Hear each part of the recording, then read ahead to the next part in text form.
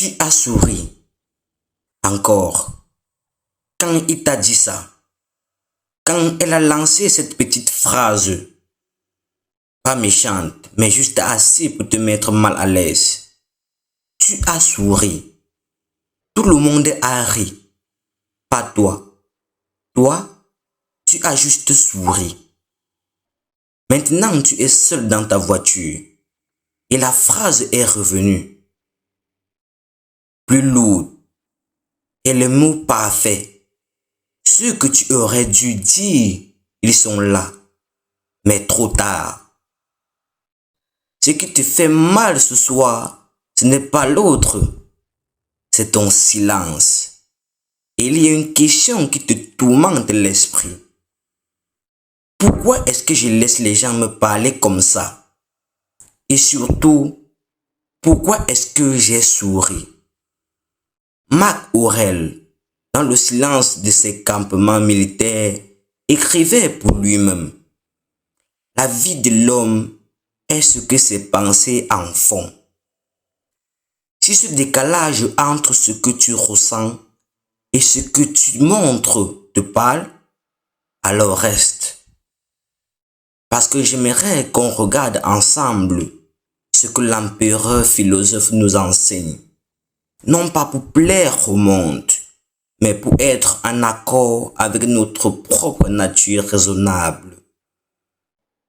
La différence entre ceux qui se font marcher dessus et ceux qui sont respectés n'est pas une question de chance ou de caractère. Elle tient en une idée que Marc Aurèle répétait sans cesse. Respecte ta faculté de juger. La façon dont tu te traites toi-même devient par l'exemple silencieux de chaque instant le traitement que les autres estiment juste d'avoir avec toi. Alors, examinons ce comportement, cette occasion d'incarner cette philosophie. Le premier comportement, la citadelle intérieure. Il existe des promesses que tu te fais toi-même. Je vais finir ce projet. Je vais arrêter de laisser passer ça. Tu les connais. Quand tu les brises, il n'y a pas de témoin, pas de confrontation. Le prix est invisible, mais le dégât est interne. C'est un affaissement de ce que Marc Aurèle appelait la citadelle intérieure.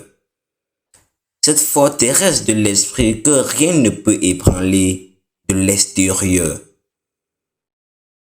Chaque promesse tenue est une brique de plus dans ses murs. Chaque promesse brisée en arrache une.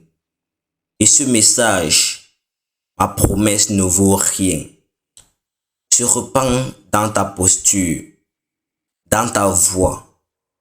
Les gens observent tes actes et voient si tes actions sont en harmonie avec ta raison.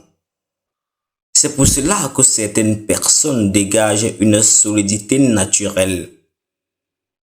Elles ont construit, petite promesse après petite promesse, une cohérence intérieure que personne ne peut simuler. Le deuxième comportement, la parole claire et sans phare.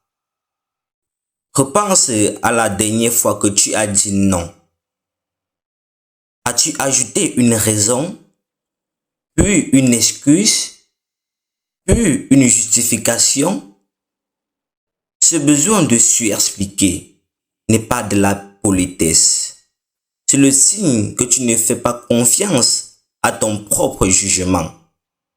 Marc Aurèle disait: fais ce qui est juste. Dis ce qui est vrai. Le reste n'est que du vent. Chaque justification supplémentaire est une demande d'approbation déguisée.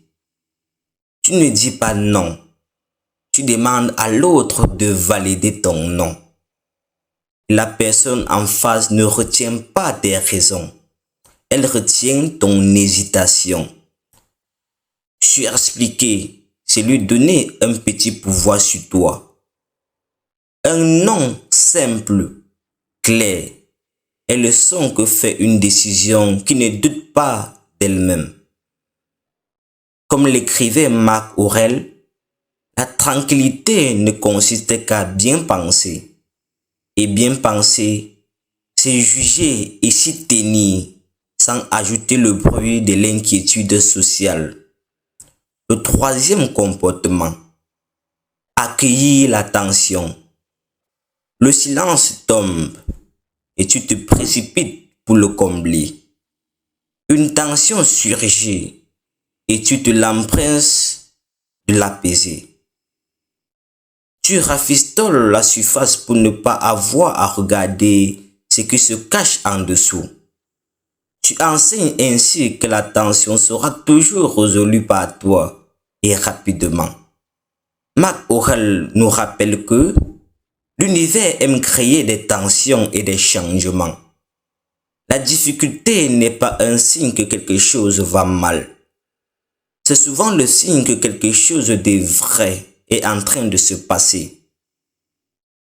Apprendre à laisser l'inconfort s'installer sans se précipiter pour le réparer, c'est montrer que ta citadelle intérieure est assez forte pour ne pas être ébranlée par l'air qui devient lourd.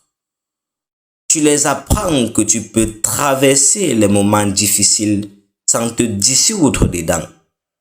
Et cette stabilité attire un respect qu'aucune parole ne pourrait produire. Le quatrième comportement, recevoir selon la nature. On te complimente et avant que la phrase ne soit finie, tu dévies. Oh, ce n'était rien. En refusant le compliment, tu rejettes subtilement le jugement de l'autre. Tu dis, en substance, que sa perception de toi est erronée. Marc Aurèle nous allégeons à accepter sans orgueil et laisser aller sans attachement. Refuser un compliment avec humilité affectée, c'est encore de l'orgueil déguisé. Bien recevoir, c'est simplement reconnaître ce qui est vrai. Merci, cela me touche. Point. Pas de dépréciation, pas de redirection. C'est accepter d'être vu comme capable, sans reculer. C'est honorer la communauté humaine en permettant à l'autre de donner et à toi de recevoir avec simplicité et gratitude. Deux vertus que Marc Aurèle chérissait. Le cinquième comportement, occuper son espace. Se faire petit, rentrer les épaules, baisser la voix en fin de phrase, s'excuser d'être là.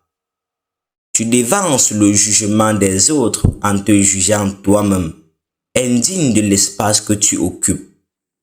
Mais Marc Aurèle demande, est-ce que tu crains de faire du bruit en vivant?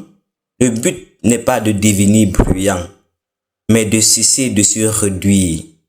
Arrêter de se faire petit, c'est occuper l'espace qui est le tien, ni plus ni moins. C'est parler en son volume réel.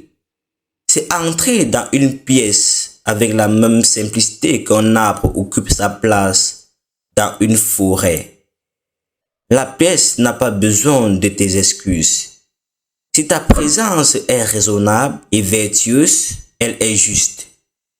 Et c'est tout ce qui compte. Le sixième comportement, la loyauté envers soi. Parfois, rester est la pire des trahisons. Dans une relation éteinte, un travail qui n'a plus de sens, tu restes par habitude, par peur du vide. La société appelle ça de la fidélité. Marc Aurèle, lui, parle de s'arracher à la vie sans se plaindre de l'endroit qu'on quitte. Il a quitté des fonctions, des lieux, peut-être des personnes, quand rester signifiait compromettre sa nature raisonnable. S'accrocher à ce qui est terminé, ce n'est pas de la loyauté, c'est de l'entêtement. Tu enseignes aux gens que ta présence est due, pas chérie. Partir quand rester te demande de devenir quelqu'un que tu ne veux pas être est un acte de respect profond envers toi-même. Les fins des plus dignes sont silencieuses. Elles disent « Je me respecte assez pour ne pas rester là où je n'ai plus ma place ». Le septième comportement, la réponse à la réaction. Quelqu'un te touche et l'urgence de répondre, de te défendre, d'envahir. Tu réagis et 10 minutes plus tard, tu regrettes. Ce que tu as dit, ce n'était pas toi. C'était ta version la plus rapide, la plus brutale. Marc Aurèle nous offre ici sa distinction la plus précieuse entre l'impression et le jugement. Il écrit « Chasse l'opinion, te voilà sauvé ». La colère monte, la mâchoire se serre. C'est l'impression, l'automatique. C'est involontaire, mais ce que tu fais de cette colère, la phrase que tu choisis de dire ou de ne pas dire, c'est ton jugement, c'est ton choix. La personne qui maîtrise cet espace entre le stimulus et la réponse projette une force continue qui est magnifique. On fait confiance à ceux qui ne sont pas renversés par chaque coup de vent, à ceux qui, comme Marc Aurèle, au lieu du tumulte de l'empire, restent le maître de leur propre gouvernail.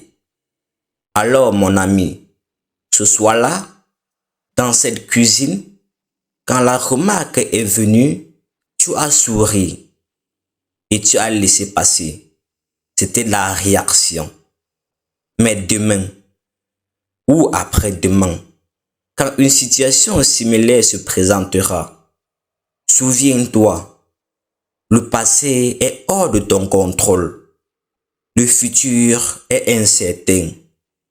Il n'y a que cet instant. Et dans cet instant, tu as le choix. Marc Aurèle nous le rappelle sans cesse.